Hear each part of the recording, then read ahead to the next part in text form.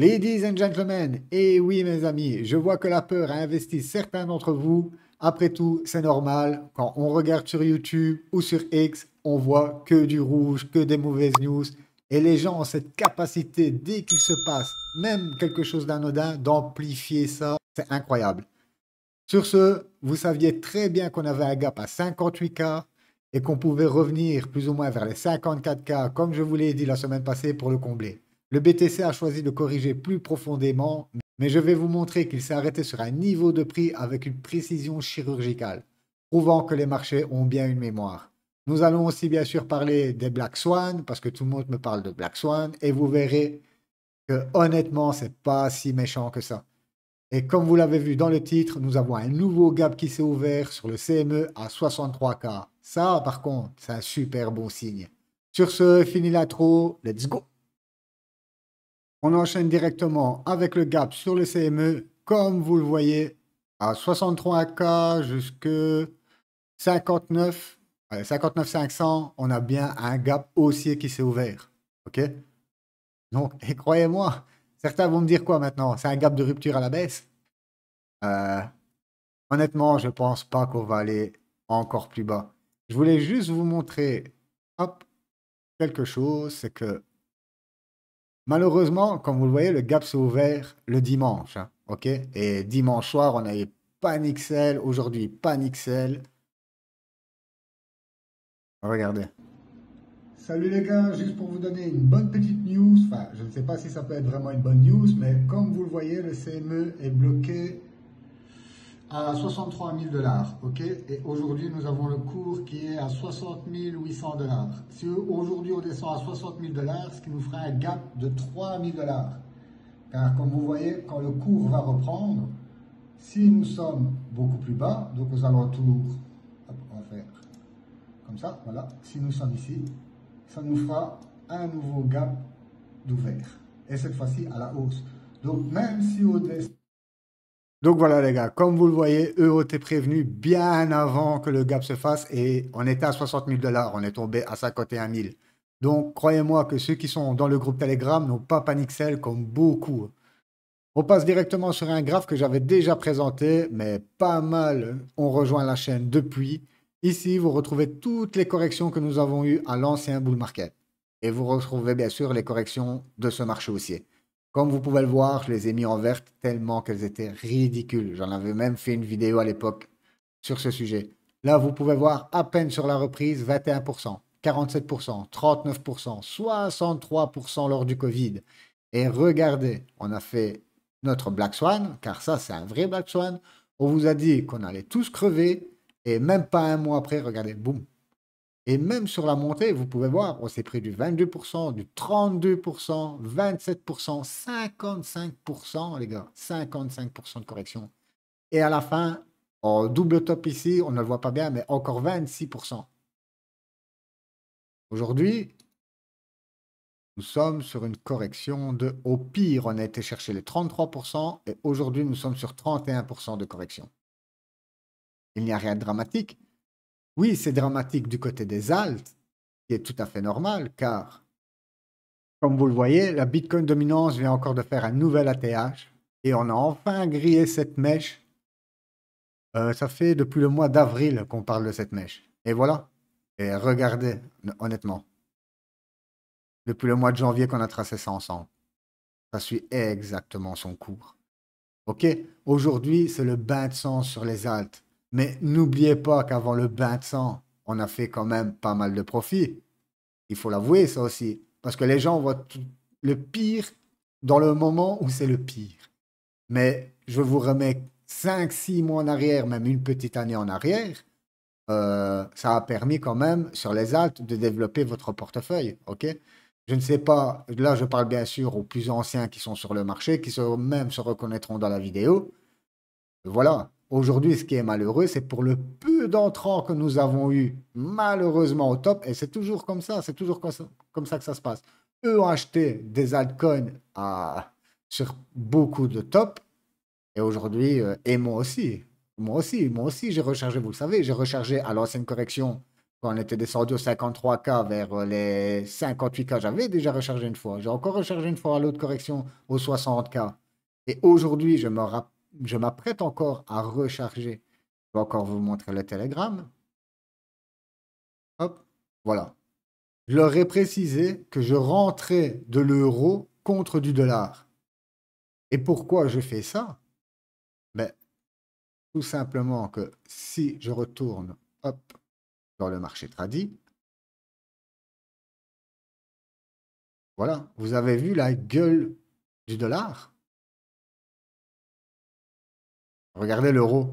On était ici, boum, on est revenu juste en haut de la box. Et je pense qu'on pourrait peut-être, pourquoi pas encore venir, pourquoi pas, déjà au contact de cette résistance. Ben oui que je vais changer de l'euro contre du dollar. Depuis, regardez, voilà, octobre 2022. Regardez où on était avec l'euro. Vous vous souvenez de ça? Quand on avait carrément dévissé sur l'euro. Impossible de rentrer de l'euro sur le marché, sinon vous vous faites démonter. Et depuis, comme vous le voyez, on a une belle reprise de l'euro, hein. On parle quand même de 13%.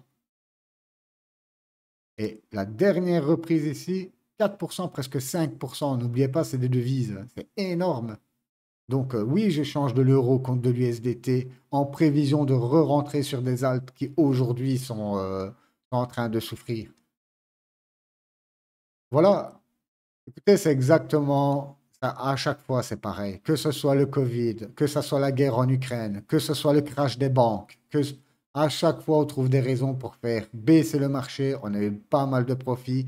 Là, vous le savez, la Fed va réduire ses taux. Je vous en ai parlé samedi. Le premier risque qu'on peut avoir, c'est soit l'inflation qui repart à la hausse, soit si c'est fait trop tard, on peut tomber dans une récession. Beaucoup parlent de récession aujourd'hui, voire une stagflation. Alors là, ce serait le pire des scénarios. Mais à chaque fois, on s'en sort. Hein. Vous pouvez retourner tant que vous voulez, même, regardez, c'est pareil avec la crise de 2008. Tout allait, soi-disant, disparaître. Après les marchés, ils ont fait quoi? Ils sont repartis méchamment à la hausse. Aujourd'hui, comme je vous ai dit samedi, on voit que même sur le M2, donc le total, on voit que ça réimprime de l'argent. On voit que la Fed va baisser ses taux. Malheureusement, ça tombe extrêmement mal, on va dire. Pourquoi? Car oui, le Japon, lui, au contraire, a décidé de monter ses taux, vous imaginez, depuis 2007. Voilà le Black Swan que tout le monde parle. Et écoutez, la Banque centrale du Japon a augmenté les coûts d'emprunt pour seulement la deuxième fois en 17 ans, alors qu'elle tente de normaliser la politique monétaire de la quatrième économie mondiale. Il ne faut pas oublier. Cette décision intervient quelques heures avant que la Réserve fédérale américaine n'annonce sa dernière décision en matière de taux d'intérêt, tandis qu'une annonce est également attendue de la part de la Banque d'Angleterre jeudi. Vous savez que la Banque d'Angleterre a baissé ses taux d'intérêt. En fait, la France les a baissés, tout le monde suit les States, hein. Voilà, les States, c'est le moteur. Si eux décident de baisser les taux en septembre, les autres vont suivre. Sinon, je vous le dis, le gros risque, c'est de se retrouver après avec une récession. On voit déjà le marché de l'emploi qui prend une méchante claque. Et pire, une stagflation. Une stagflation, c'est l'économie qui ralentit et l'inflation qui repart à la hausse. Alors là, c'est bingo, là. Sur ce, qu'est-ce qui se passe en fait? En mars, on a augmenté les coûts d'emprunt pour la première fois. OK, les coûts d'emprunt. Quand vous avez des taux à zéro, c'est pareil que pour les achats immobiliers, vous allez emprunter à 0%. OK? Ici, dans les marchés financiers, vous avez pas mal de pays ou pas mal de milliardaires qui ont emprunté au Japon à des taux même sous les 0%. Ils sont partis sur le Nasdaq, le S&P 500 ou peu importe, investir cet argent-là pour bien sûr faire une hausse, mais surtout un rendement annuel. Et aujourd'hui, qu'on leur dit, oui, mais n'oubliez pas que maintenant, on va monter les taux. Si on monte les taux, comme vous le savez, les intérêts sur l'emprunt explosent. Voilà pourquoi que beaucoup de personnes retirent leurs profits, d'une part, suite à la décision de la Fed de baisser ses taux en septembre. Comme je vous l'ai dit, on a un risque d'inflation, de récession, donc on a pris des méchants profits depuis qu'on spécule sur la chute des taux. Aujourd'hui, je vous l'ai dit, c'est acté, donc c'est fini la spéculation. Et de plus, nous avons le Japon qui nous dit de l'autre côté, les gars, revenez vite avec la monnaie car on augmente les taux. Les gens, c'est normal qu'ils vous retournent au Japon pour rembourser leur emprunt. Vous voyez, en fait, à chaque fois, dès que vous creusez ou dès que vous suivez des bonnes personnes en économie, vous avez des bonnes réponses. Voilà, pas d'inquiétude. Et puis, même si on aura un autre signe noir, allez, qui vient encore du côté, comme vous savez, de l'Orient, c'est en train de péter, un truc de fou. Mais ça fait des millénaires que ça pète par là, des millénaires. Et ça fait, depuis que la bourse est là, la bourse, elle monte, hein. Vous savez, les marchés financiers, oui, bien sûr, ils regardent le global, donc tout ce qui se passe dans le monde. C'est clair que si demain on a une troisième guerre mondiale, là, le moindre de nos soucis, ce sera de regarder le Bitcoin. Mais à côté de ça, à chaque fois qu'on vous annonce des guerres et tout ça, la bourse ne fait que monter. La bourse ne fait que monter. Pourquoi? Parce que c'est quand même une protection de votre argent, votre patrimoine. Et voilà, c'est aussi simple que ça. Donc, pas d'inquiétude, arrêtez de paniquer. On a un gap à 63K qui est ouvert. On reviendra combler ce gap. Et pourquoi pas, comme je vous l'ai dit, sur le coup de la rentrée, octobre, novembre. Attendons, en plus, avec les élections américaines, on va seulement avoir le fight entre Trump et Kamala Harris. Donc, voilà quoi. Attendez, soyez un peu patient. Mais surtout, ne vendez pas vos bagues à 75%. Mais honnêtement, je préfère qu'ils pourrissent le bac que je le vende à moins 75%. Au contraire, comme vous l'avez vu, je réinvestis de l'euro pour le retransformer en USDT pour moi gagner et jouer sur cette faiblesse du dollar pour re-rentrer dans les cryptos. Sérieusement, regardez la map. Regardez les discounts que vous avez même sur les Solana à 116 dollars. On était à 225 dollars, tout le monde voulait acheter du Solana. On est aujourd'hui à 116 dollars, plus personne ne va acheter du Solana. Enfin, plus personne. Les mains faibles. On précise bien les mains faibles. OK? Car moi, ça, il y a 4 mois, tout le monde pleurait pour revenir sur les 40 000. Aujourd'hui, nous sommes à 50 000 et les gens, ils paniquent. Pareil pour le tonne. Regardez le tonne. Ça fait des mois le tonne. D'ailleurs, je perdais patience à la fin. Je perdais le patience sur le tonne. Regardez, aujourd'hui, on a du tonne à 5 dollars. Et il va encore couler un tout petit peu le tonne. Mais voilà, c'est des bons moments pour rentrer quelques cartouches. Pour les mêmes coins, même si vous voulez les super mêmes coins comme le Dodge, le PP, où est-ce qu'il est le PP? Il doit être quelque part par ici. Regardez les gars, même le Caspa. Le Caspa, on avait signé un nouvel ATH encore la semaine passée. Regardez aujourd'hui, moins 30% sur le Caspa. Si vous êtes un petit peu patient, le Caspa, honnêtement, vous pouvez encore aller gratter du 45%. NIR, pareil, regardez NIR sur l'intelligence artificielle, 43% de discount. C'est honnêtement quelqu'un qui rentre aujourd'hui sur le marché. Bien sûr, il n'achètera pas car il va avoir. C'est la peur qui va dicter ses actes. Mais admettons, je rentrerai aujourd'hui sur le marché, bien sûr, avec mes connaissances, si j'avais loupé le début du marché haussier, honnêtement, les gars, aujourd'hui, je mettrais. D'ailleurs, vous voyez, je renforce de l'euro. C'est pas pour rien, hein. Comme je le dis souvent, ma bouche est là où sont mes actes. C'est aussi simple que ça. Et oui, je suis confiant pour ce bull, car croyez-moi, quand ce petit choc thermique sera passé, on en reparlera, les gars. C'est pareil pour Injective. Regardez Injective, 14 dollars Injective. BitTensor, 190 dollars. Boum, ça vient encore de chuter. Peu importe la narrative aujourd'hui, que ce soit les mêmes coins, l'intelligence artificielle, le gaming, vous êtes dans. Voilà. Là-dessus, bien sûr, si vous êtes déjà investi à 100%, ben voilà, asseyez-vous sur vos bagues. Mais s'il vous plaît, ne vendez pas à moins 80% vos bagues.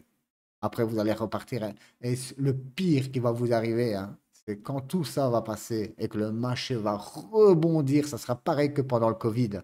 Pendant le Covid, beaucoup ont lâché et même pas un mois quand ils ont vu tout repartir.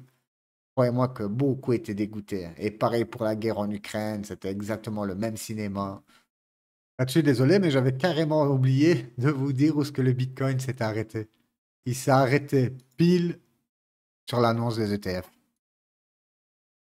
Vous voyez? Donc, toute la hausse qu'on a pris depuis les ETF, qui nous a emmené bien plus tôt là où nous sommes, alors qu'on devait y être bien plus tard, ben aujourd'hui, voilà, tout ça a été corrigé. Ici, vous avez les annonces de ETF, boum, ça avait pété, et après, on avait eu une petite correction, ici, je ne vais pas dire une claque, parce que c'était 21%, mais regardez, le cours s'est arrêté pile poil dessus. Donc voilà, c'était juste pour vous montrer ça en plus. Je ne sais pas si ça a son importance, si on va revenir travailler un petit peu plus bas ou quoi, ou qu'est-ce, comme je vous l'ai dit, personnel boule de cristal, mais restez patient.